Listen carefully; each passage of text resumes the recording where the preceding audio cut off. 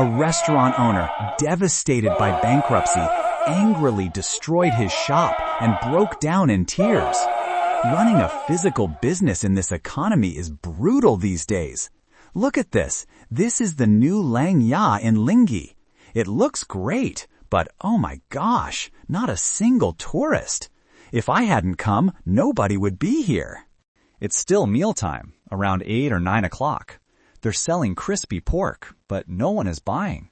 Business is so hard right now. This is the real economy, brothers. Here in South China City, shops have closed and are now rented as electric bike warehouses. It's just past 8 o'clock in the morning. We're in Nanning's Jiangdan district to register for marriage, but it feels so gloomy. A popular vlogger recently visited the marriage registration office at Plaza 2 in China South City, Shenzhen. He found entire floors abandoned, with shuttered shops converted into electric bike parking garages.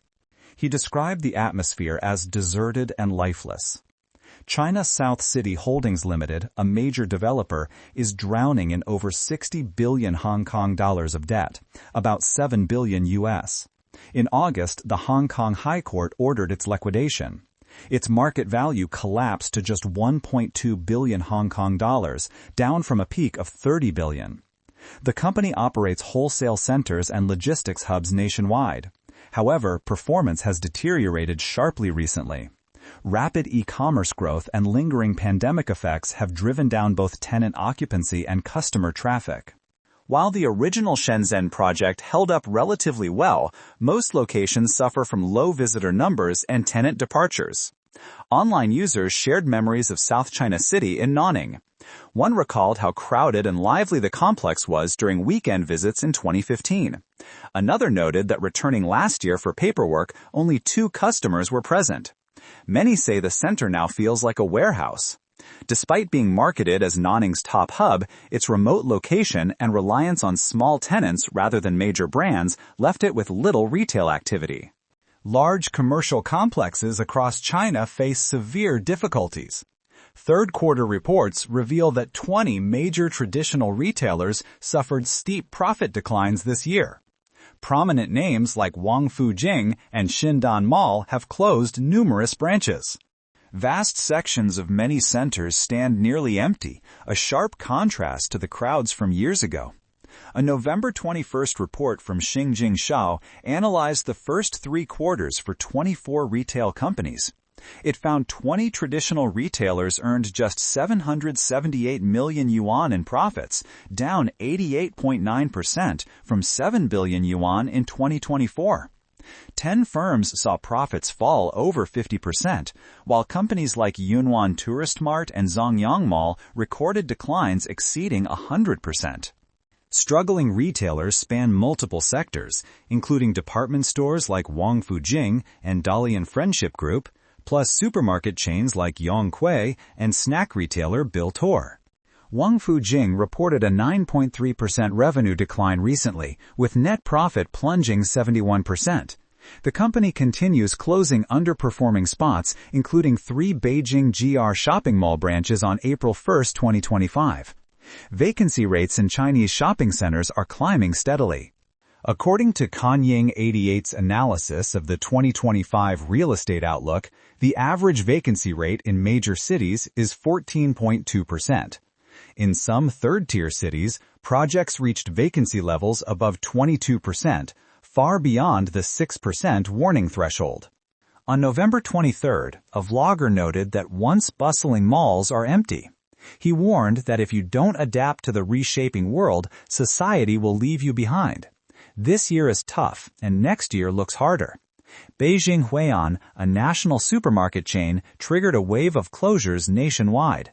On November 22nd, the Beijing Huiyan supermarket in Baoshet shut down overnight.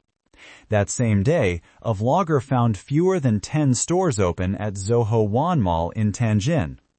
On November 15th, another video reported the underground mall in Xintandi, Fuyang Hanzhou, has closed again. The famous Parks and Store Land in Guangyang announced its official closure on November 30th. Look, I warned you about shopping malls, but you didn't listen. Now look at this closed mall. This is one of Guayan's old malls by Shanlong, officially closing on November 30th. A vlogger stated the wave of mall closures has begun. Commercial complexes can't keep going. Many are closing, with more expected after February 15th next year. Recently, a vlogger highlighted a closure notice from Beijing's Parks and Department Store, set to shut permanently on December 31st, 2025. After 31 years, the location was no longer viable and ended its lease early. Even with that decision, the store faces an 11.7 million yen penalty. Yet closure is unavoidable. In Shanghai, the once thriving AGN shopping center on Wushang Road reports outdoor vacancy rates exceeding 90%. Visitors see for rent on nearly every storefront, with lights dark after hours. Across the country, other malls persist without fully shutting down, but they feel hollow, where staff often outnumber the few patrons. A vlogger analyzed the causes driving these vacancy rates. Notice how malls are getting emptier? Back then, finding weekend parking was impossible. Now, staff stand around with no customers. This isn't isolated. It's a full-blown wave of closures nationwide. Just last week, Hangong Rainbow in Shenzhen, New World Department Store in Lanzhou, and Carrefour announced closures. Even malls barely hanging on see foot traffic collapse. Take the Evangean Shopping Center in Shanghai's Minghan district. The store vacancy rate is nearly 90%. In the Chiba Road commercial area, once prime real estate, monthly rents crashed from 7,000 yuan to just 500 yuan.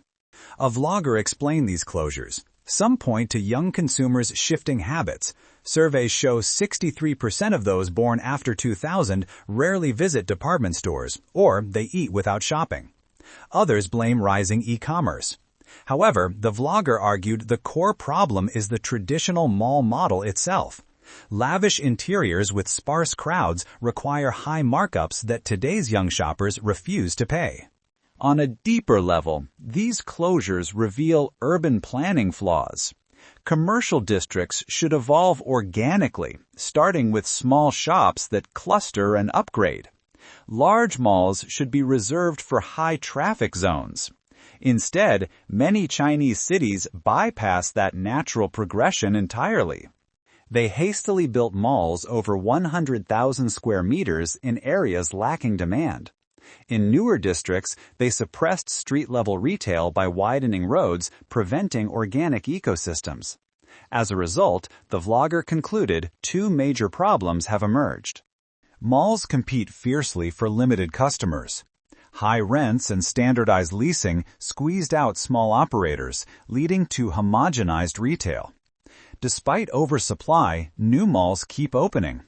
China now has over 6,700 retail projects larger than 30,000 square meters, with 120 launching in just the first half of this year.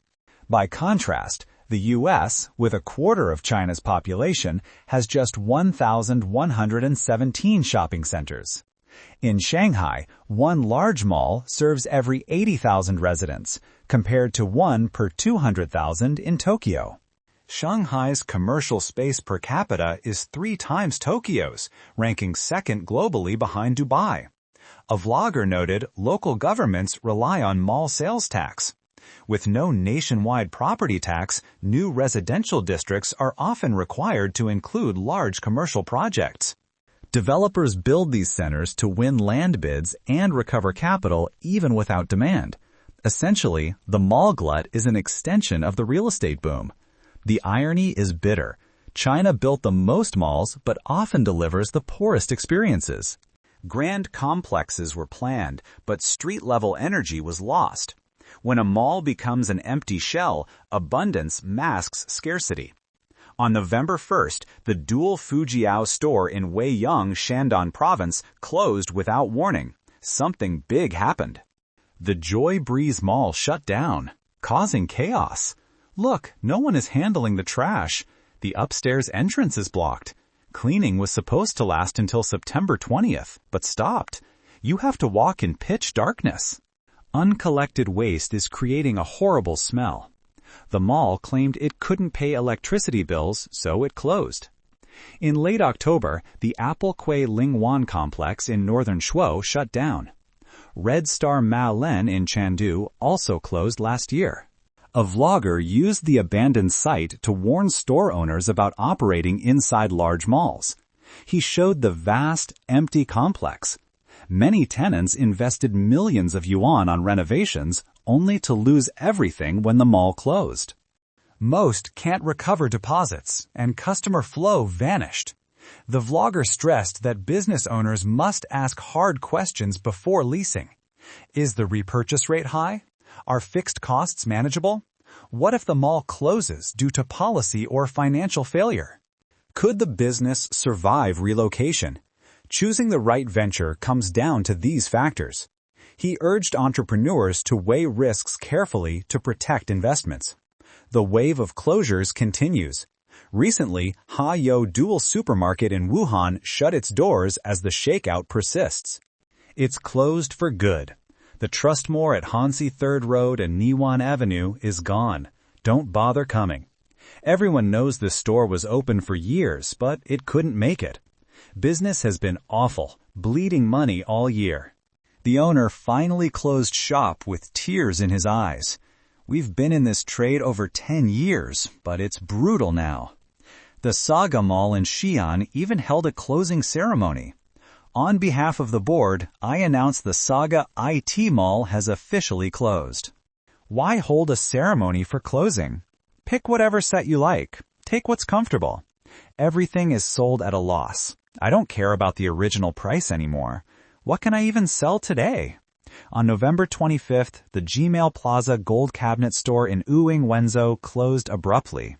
This left 20 customers unable to collect nearly 2 million yuan of prepaid orders.